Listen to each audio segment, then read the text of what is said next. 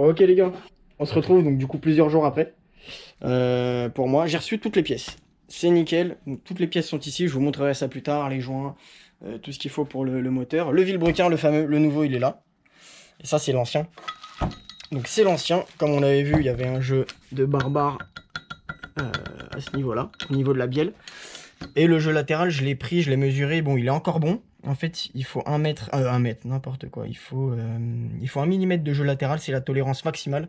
Si on dépasse ces 1 millimètre, ben, on est bon pour changer le vilebrequin. Là, on doit être à 90. À 0,4, à 0,9 mm en tout cas, pardon. Donc, bon, voilà l'ancien. Ce que j'aurais pu faire, c'est que j'aurais pu changer uniquement la bielle. Parce que c'est la bielle qui a du jeu en réalité, hein. C'est la cage à aiguille derrière, enfin le roulement. Donc j'aurais pu faire ça, mais honnêtement, ça m'aurait coûté carrément plus cher de le faire faire. Parce que je peux pas le faire moi-même, je suis pas équipé. Donc ce que j'ai fait, c'est que j'ai pris un vilebrequin. Un vilebrequin, alors il y avait plusieurs solutions pareilles. Origine Suzuki 9, on est à 800 €. Bon, autant vous dire que c'est pas la peine. Il y a des vilebrequins aftermarket, Hot Rod, de cette marque-là, qui est une très bonne marque. On va être aux alentours de 400-500 €. Et là, ce que j'ai fait, en fait, c'est que j'ai trouvé un vilebrequin Suzuki d'origine, d'occasion, en très bon état. Ce vilebrequin vient d'un DRZ Super Motard de 2007. Il a 15 000 km. Et on est super. Il est vraiment en très bon état. Il n'y a aucun jeu de haut en bas. Parfait. À ce niveau-là, la petite entretoise, là, le traitement n'est pas parti. C'est lisse, donc c'est nickel. Et le jeu, je l'ai pris. On est dans les tolérances. Comme j'ai dit précédemment, il ne faut pas qu'on dépasse 1 millimètre de jeu latéral. C'est vraiment la limite. Et là, on est à 0,20 mm. Donc c'est parfait les gars. Et donc, ce qu'on va faire, c'est qu'on va tout simplement venir enquiller le vilebrequin dans le carter moteur. Donc là, je l'ai préalablement nettoyé. J'ai bien dégraissé au nettoyant frein. J'ai nettoyé les plans de joints, mais je les renettoierai après. Je vais nettoyer, enfin j'ai déjà fait, mais je vais le refaire, passer un coup de nettoyant frein sur la portée de roulement ici. On a les roulements ici. Tant qu'à faire, je les change, hein, bien sûr. Donc on est sur du hot rod, très bonne qualité apparemment. Il n'y a pas de sens pour les monter. Ça, j'avais fait attention au démontage. Pour moi, il n'y a pas de sens. Donc c'est cool. Bah écoutez, on embraye tout de suite. Ce que je vais faire pour mettre le vilebrequin, je vais chauffer le carter pour le dilater avec le chalumeau. Comme ça, il va se dilater. Et puis, je pourrais venir emboîter normalement mon roulement tout seul à ce niveau-là, au niveau de la portée de roulement. J'ai jamais fait ça. A priori, ça rentre tout seul. Je veux dire que le roulement, une fois que le carter est bien chauffé, il est censé passer vraiment tout seul. Parce que là, regardez, je peux pas le monter, hein, bien sûr. Donc on va faire ça.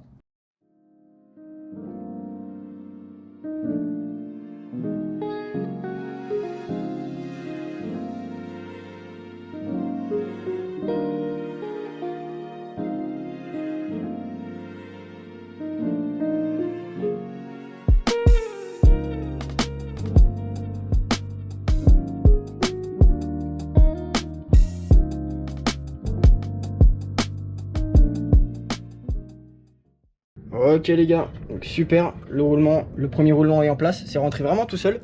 J'ai dû chauffer quoi, peut-être 5-10 minutes, allez grand max. Et c'est rentré, on est bon. C'est embuté, etc. Tout est nickel. Donc là, logiquement, la chaleur, elle va se propager sur le roulement. Et je vais pouvoir ensuite installer le vilebrequin. Mais avant ça, il faut remettre en place la boîte de vitesse. Donc c'est ce qu'on va faire tout de suite, boîte de vitesse et puis bah, le balancier. Le balancier aussi, on va devoir le remettre, mais une fois qu'il y aura le vilebrequin par contre. Donc c'est parti, on embraye avec le remontage de la boîte à vitesse.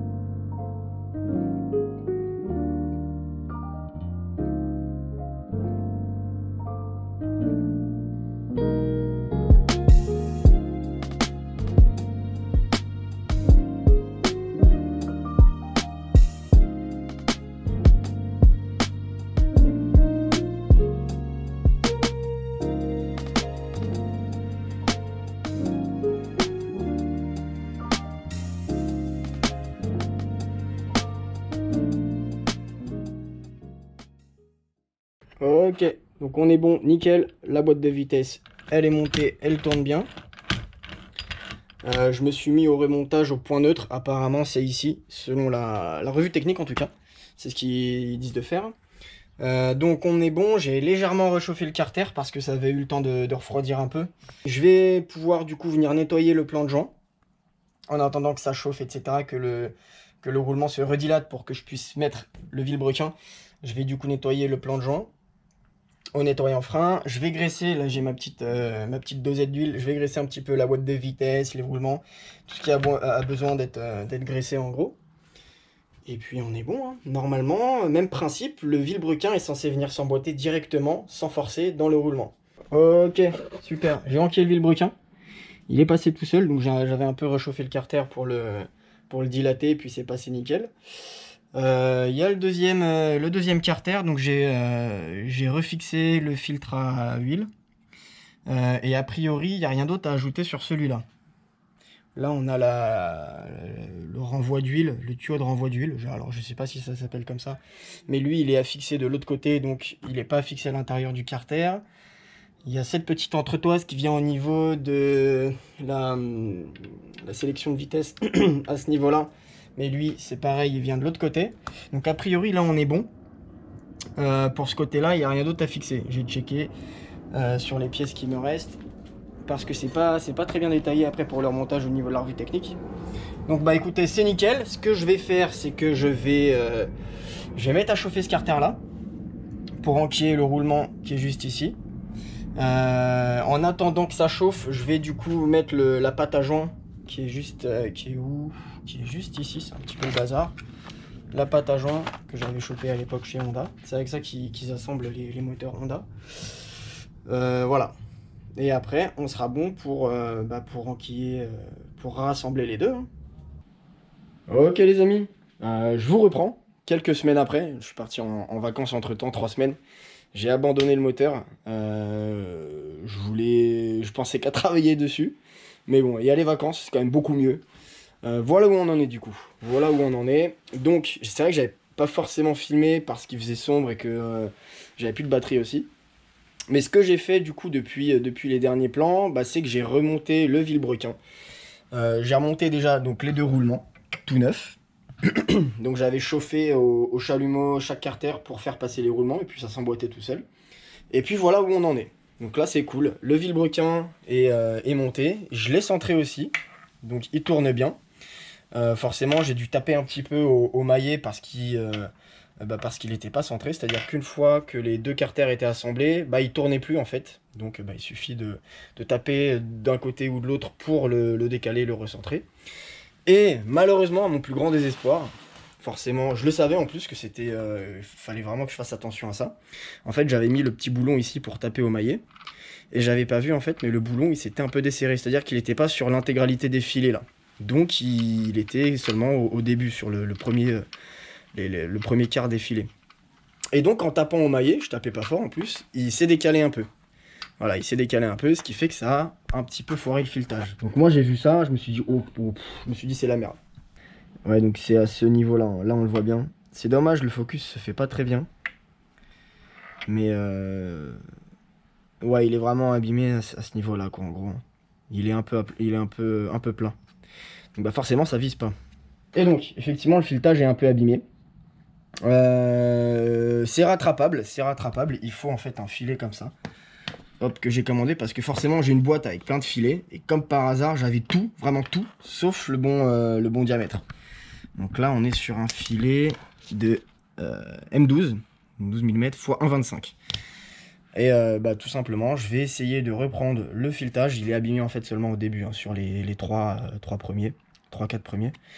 Donc on va essayer de rattraper le filetage du vilebrequin avec ça. Si on n'arrive pas, les gars, c'est la merde. Il va falloir rechanger le vilebrequin. Donc bon, on va partir du principe que je vais réussir. Allez, c'est parti. Donc je rattrape le filet, le filetage, et on va pouvoir redémarrer le montage, si tout va bien.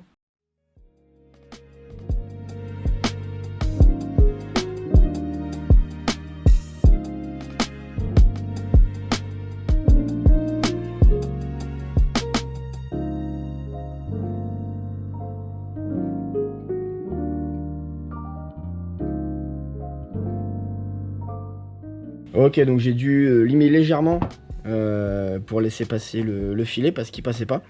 Donc là c'est bon, il passe. J'ai enlevé un tout petit peu de matière. Il passe et puis bah c'est parti. On va rattraper ça.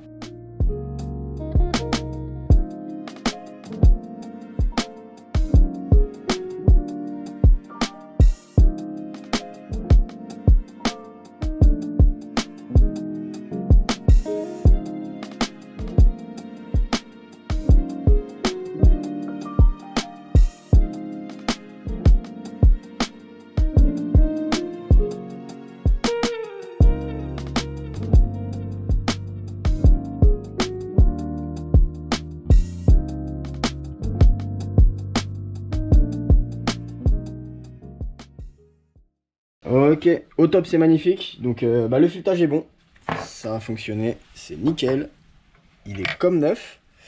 Du coup forcément j'ai dû aussi racheter un boulon. Parce que lui c'est l'ancien, bah forcément le filetage est foiré. Hop, j'en ai repris un chez Suzuki. Il, il tourne nickel. C'est parfait. Donc très bonne nouvelle les gars, je suis très content. Comme quoi il y a vraiment des solutions à tout. Parce que là, si en gros le filetage était vraiment foiré, si j'arrivais pas à le rattraper, bah fallait rechanger le vilebrequin, c'était catastrophe. Mais bon, il y a vraiment des solutions à tout. La solution c'était de refaire le filetage avec un filet. Oh, oh le coup. Hop, avec celui-ci. Donc c'est magnifique. Ok les gars, donc ça avance petit à petit. J'ai remonté le pignon de balancier, serré au couple. 50 Nm.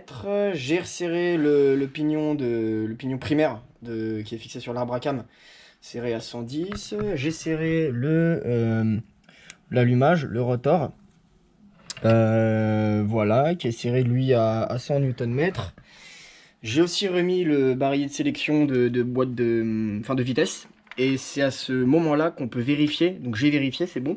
C'est à ce moment-là qu'on peut vérifier que la boîte de vitesse fonctionne bien, que les pignons s'enclenchent bien, que tout est bien monté à l'intérieur. Parce que ça serait con de s'apercevoir, une fois que le moteur est fini monté sur la moto, démarrer, qu'il y a un problème au niveau de la boîte de vitesse. Donc là j'ai vérifié, je vais vous montrer.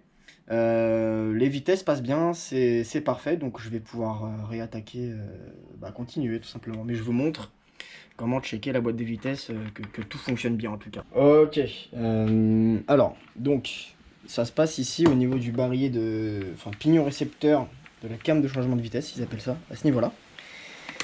Il faut le tourner pour voir en fait que les vitesses passent bien. Donc là, je suis au point mort, parce que les pignons, quand je fais tourner le pignon sorti de boîte derrière, comment dire, les pignons ne tournent pas, donc je suis au point mort. Je tourne de ce côté, hop, voilà, là ça active, je suis en première. Hop, de l'autre côté, deuxième. Hop, troisième. Quatrième. Et cinquième. Parfait. Donc là, on est bon.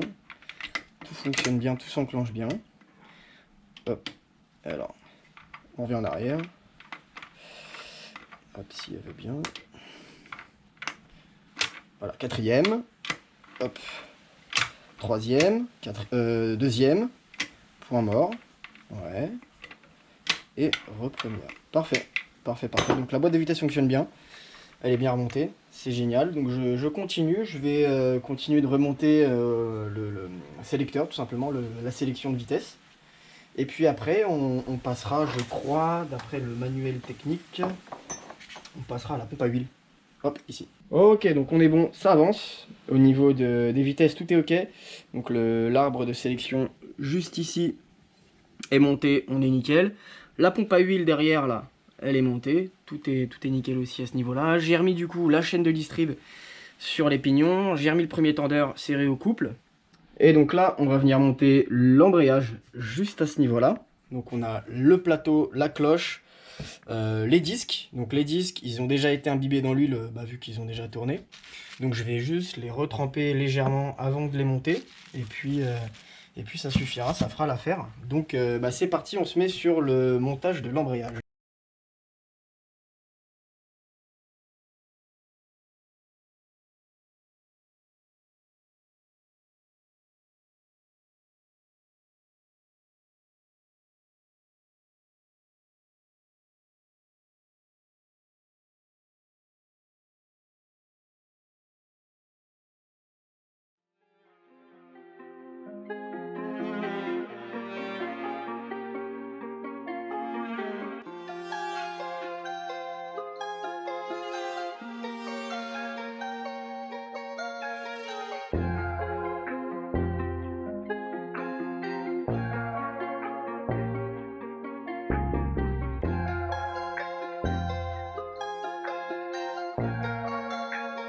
graffiti.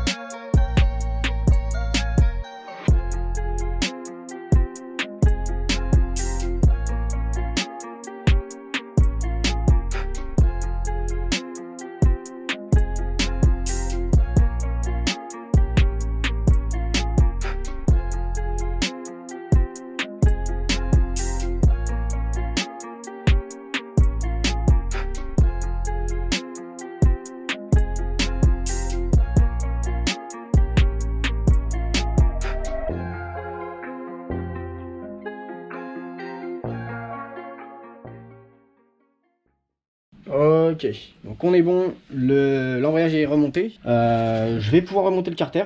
Donc on est là, il est ici. J'ai mes joints tout neufs. Donc joint de pompe à eau, joint de carter d'allumage de l'autre côté qu'on fera juste après. Et puis le joint de carter d'embrayage. Donc j'avais déjà dégraissé, poncé à l'eau, au papier de verre, les plans de joint. Je les avais dégraissés, mais je vais le refaire juste avant de poser le joint.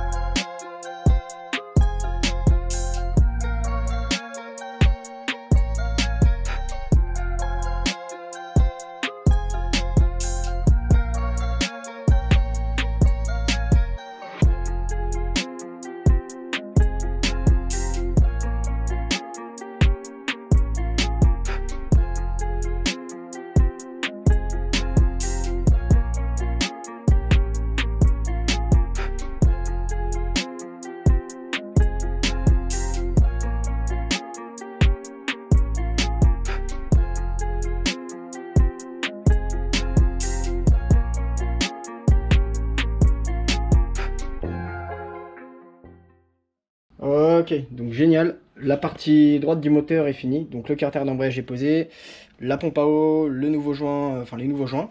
Je vais juste rajouter le filtre à huile que j'avais enlevé du coup et on sera bon. On va passer du coup au côté allumage, remettre le carter, le pignon d'entraînement de démarreur et puis on sera tout bon pour le bas moteur. Hein.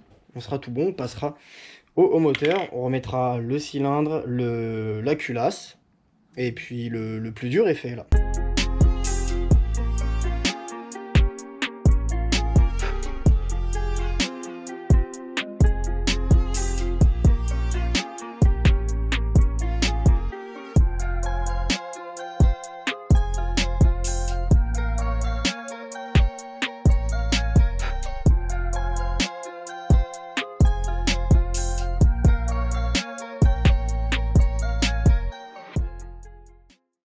Ok, donc on est bon. J'ai remonté les deux carters, le capteur de point mort est remonté. Le bas moteur est enfin fini. On va du coup s'attaquer au moteur. Donc je vais déjà mettre le piston, qui est juste là-dedans. Mettre le piston sur le vilebrequin, sur la bielle. J'ai des circlips tout neufs. J'ai les joints de culasse et joints d'embase tout neufs aussi. Origine Suzuki et lui c'est un Athena. Ça fait très bien l'affaire. Donc on remonte tout ça, puis après je reprends une fois que c'est monté.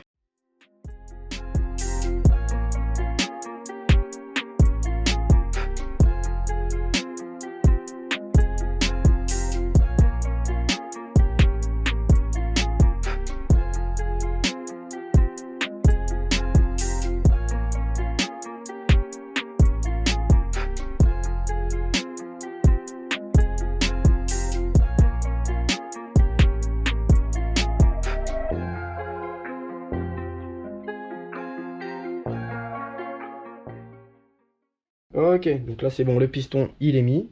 Les segments ils sont bien positionnés et les racleurs pareil, c'est-à-dire qu'il y a des ouvertures au niveau des segments là. Il faut pas les aligner. Alors moi je pense que c'est comme ça sur tous les pistons, sur tous les moteurs hein, d'une manière générale, mais je me suis fié encore une fois à la revue technique.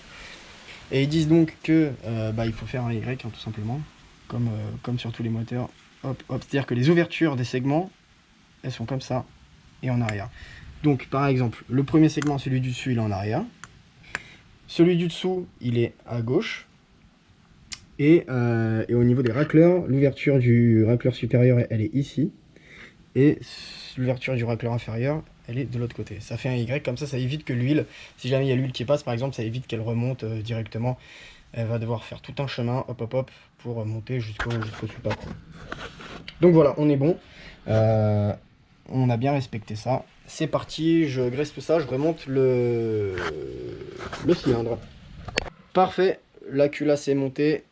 Je vais du coup mettre les boulons, pardon. Et puis on sera bon pour remonter la distribution, les arbres à cam, revérifier le jeu au soupape. Je pense pas qu'il ait bougé, mais dans le doute, je vais quand même le revérifier. Et puis honnêtement, on est bon. Hein. Franchement, le plus dur est fait.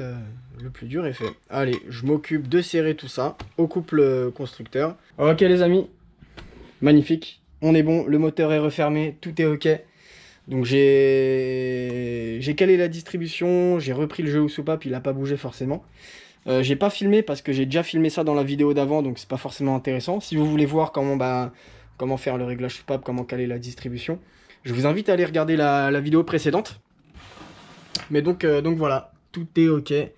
Moteur fini, remonté, vilebrequin neuf, ou en tout cas en très bon état. Donc ça fait plaisir. Prochaine étape du coup, on va remonter ça, enfin je vais remonter ça du coup sur la bécane. Je vais remettre en huile et en eau. Bon forcément je vais changer l'huile parce que je venais de faire la vidange. Je venais de mettre un filtre à huile tout neuf.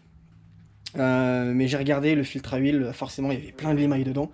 Donc l'huile c'est pareil, elle a pris en limaille avec le jeu là, ça frottait et ça faisait de la limaille.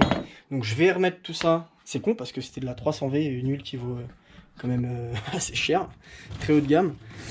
Mais c'est pas grave, je vais racheter de l'huile, je vais remettre tout ça en huile en eau, je le remets sur la bécane. Et puis on ira essayer. Hein. J'espère qu'il n'y aura pas de mauvaise surprise. Normalement je vois pas pourquoi, tout est ok hein, à mon sens. Mais on sait jamais en mécanique donc... Ok, donc la moto est ici. Je vais remettre du coup les moteurs dans le cadre. Mais avant ça, donc je vais aussi racheter de l'huile et un filtre à huile. Avant ça, je vais remonter le filtre à huile sur le moteur, comme ça on est bon. Je remettrai l'huile une fois que le moteur sera dans le cadre. Parce qu'en plus sur le DRZ, il y a des manchons comme ça qui sont raccordés, donc qui sont reliés au cadre et qui sont raccordés au moteur. Donc l'huile en fait, elle est dans le cadre. Elle est à ce niveau-là. Le remplissage se fait à ce niveau-là. Donc je pourrais le faire une fois que le moteur sera dans le cadre. Et puis voilà, donc là je m'occupe du filtre à huile comme ça c'est fait, puis je le remets tout doucement dans la moto. Et de toute façon c'est la dernière étape. Hein. Après on redémarre tout ça, faudra réamorcer le moteur en huile avant par contre. Donc faire tourner le moteur à vide sans la bougie pour que l'huile circule bien avant de le démarrer réellement. Ok les amis, donc j'ai pas filmé parce que c'est pas très intéressant, mais du coup comme j'ai dit, j'ai tout remonté. La moto est enfin terminée, remontée, donc vilo changé, tout est nickel. J'ai fait forcément le premier démarrage, ça a démarré tout de suite. Il n'y a pas eu de galère, donc je suis assez content. Et puis le moteur il tourne vraiment mieux. Hein. Il n'y a rien à voir par rapport à avant. Forcément, il n'y a plus le bruit de roulement qu'on avait là. Et je trouve que même il tourne mieux. À mon avis, le problème de Vilo, je l'avais depuis un petit bout de temps. Au début, c'était minime forcément et ça s'est aggravé avec le temps. Et je m'en apercevais pas, enfin, je m'en étais pas forcément aperçu du coup. Donc, mais là, je trouve que le son, en tout cas de la moto, elle sonne beaucoup mieux. Je vais vous la démarrer. Je pose la caméra, je la démarre et vous allez voir. Ok, alors hop.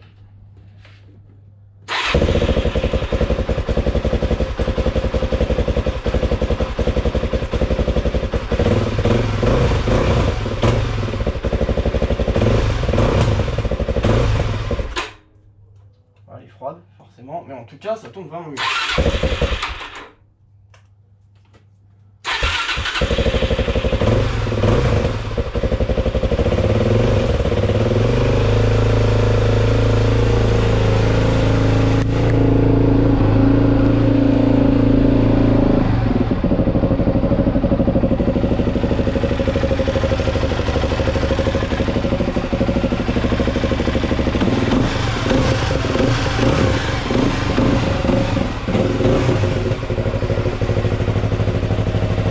magnifique, c'est magnifique. On va aller essayer tout ça, forcément, parce que là, effectivement, ça fait pas de... Enfin, ça sonne nickel, mais en roulant, on peut s'apercevoir de choses un peu différentes, de bruit en plus, ou de comportements moteur différents. Donc je vais aller l'essayer. Bon, je me fais pas trop de soucis, normalement. Ça va bien se passer, mais voilà, je vous prends avec moi, on va l'essayer. Et puis, si c'est concluant, ça aura été une opération, une mission accomplie, hein. Changement de vélo.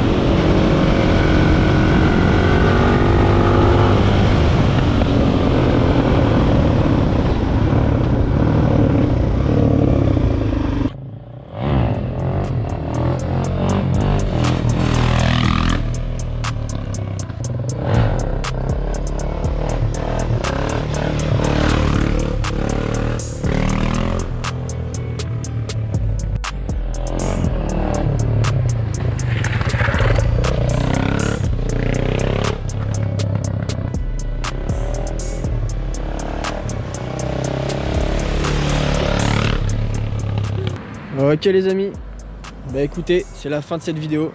Je suis super content parce que la moto elle tourne nickel, elle est vraiment bien révisée.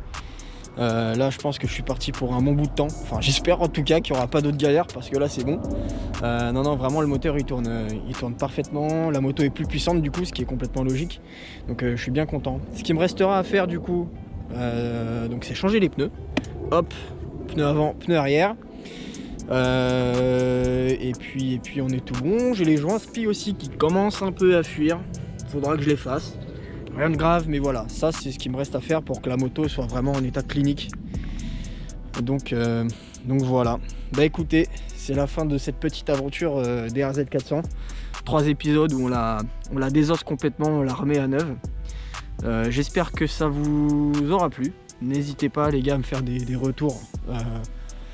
Les gars et les filles hein, d'ailleurs, j'en sais rien, mais à me faire des retours sur les vidéos, ce que j'ai potentiellement à améliorer dessus pour que ça soit plus intéressant, des petits avis. Voilà, en tout cas merci à vous d'avoir suivi, si vous avez tout suivi, et puis je vous dis à la prochaine, n'hésitez pas à rester branchés.